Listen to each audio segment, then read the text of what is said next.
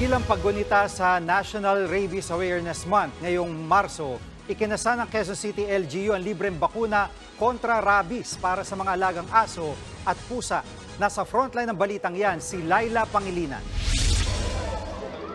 Nagtiyagang pumila ang mga residente sa Quezon City para sa libreng bakuna kontra rabies ng kanilang fur babies. Ikinasa ito sa 3 malalaking barangay ng Payatas, Batasan at Commonwealth. Katuwang ng QCLGU ang iba't ibang animal welfare groups. Tiyempo sa paggunita ng National Rabies Awareness Month ngayong Marso, pinalawig pa ng Quezon City ang pagpapabakuna kontra rabies. Sa kabila kasi ng kampanya ay may mga naitala pa rin kaso ng rabies sa tao matapos makagat ng infected na hayop.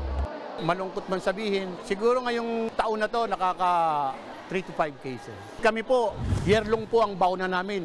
Ngayon po kami sa barangay, sa ibang barangay, meron po kaming house to house. Lalo na dun sa mga lugar na merong positive cases. Para ma-eliminate po natin. Taon-taon, 200 hanggang 300 Pinoy ang namamatay sa bansa dahil sa rabies. Base yan sa tala ng Philippine Council for Health Research and Development ng DOST. Magastos pa ito dahil umaabot ng libo-libong piso ang pagpapaturok ng anti-rabies, depende kung saan ka nakagat at sa timbang ng pasyente.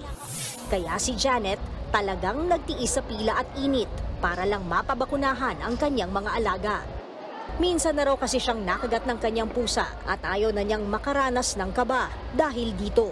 Marami na po ako napanood, ma'am, sa ayoko, baka bigla rin po ako magkaroon ng rabies. Ayoko rin pong mangyari sa akin na mawala ako bigla ako mawala sa pamilya ko. Kailangan pa po ako ng pamilya ko. Kaya po, agad po na nagpaturok po kagad ako. Paalala ng Quezon City Vet Department, mayroong lokal na ordinansa para sa mga pabayang pet owner. Kapag nahuling pag-alagala ang alagang aso, posibleng pagmultahin ng 500 piso ang may-ari nito. Dagdag 500 pesos pa kung hindi ito bakunado.